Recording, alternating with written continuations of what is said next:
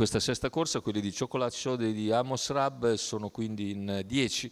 1 Uragano Nero, 2 Red Fortiere GF, 3 Aquila, 6 Sergiti, seconda linea, 7 Tuberosa, 8 Zolabad, 9 Zea, 10 Vasterbo Sky High, 11 Zardei Febi, 12 Vignard, proprio Zardei Febi il favorito, numero 11 Daniele Cuglini in sediolo, macchina che accelera e stacca, partiti con la velocità iniziale di Sergiti che cerca di avvantaggiarsi su Red Fortiere GF che tiene dentro ancora le zampe, si oppone all'avversario, rientra bene con la curva e quindi guida Red Fortiere GF, si accoda Sergiti, terza posizione lungo la corda per Aquila che precede Zolabad, all'esterno c'è già Vasterbo Sky High, l'andatura però è sostenuta, Red Fortiere GF sembra intenzionato a voler correre davanti perché continua ad andare via di lena, completa un quarto iniziale in 31 e tiene gli avversari a distanza. In seconda posizione si mantiene sempre Sergiti,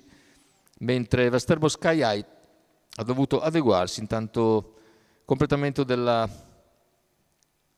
seconda piegata e 600 che se ne vanno in 46,4. Ora ha preso un attimo in mano con un parziale in 16,3 Red Fortiere GF che comunque tira abbastanza.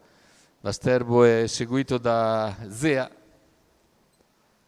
al largo anche Zardei Febi e Vignari, in ultima posizione c'è Tuberosa che segue Uragano Nero. E intanto i cavalli sono al completamento del chilometro, sempre condotti da Red Fortiere GF, 1,16,8 con parziale ora in 15,4. Vasterbo cerca di riproporsi, intanto lo scatto di Zardei Febi in terza ruota a 500 dalla conclusione. Zardei Febi avanza, prova a seguirlo anche Vignard, intanto 400 al palo ma Red Fortiere GF non si lascia avvicinare. Vasterbo Sky High scende in seconda posizione superando Sergiti a 300 dal palo, avanza con decisione intanto Zardei Febi seguito da Vignard, anche Zea prova ad inserirsi, retta d'arrivo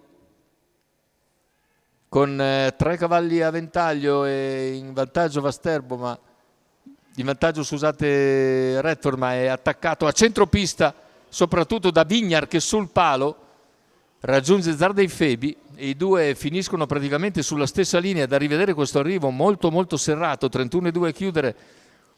L'impressione che sia Vignard a passare a fil di palo, ma bisogna vedere perché i due cavalli sono un po' larghi fra loro e quindi Zardei Febi, che in questo momento è in vantaggio, viene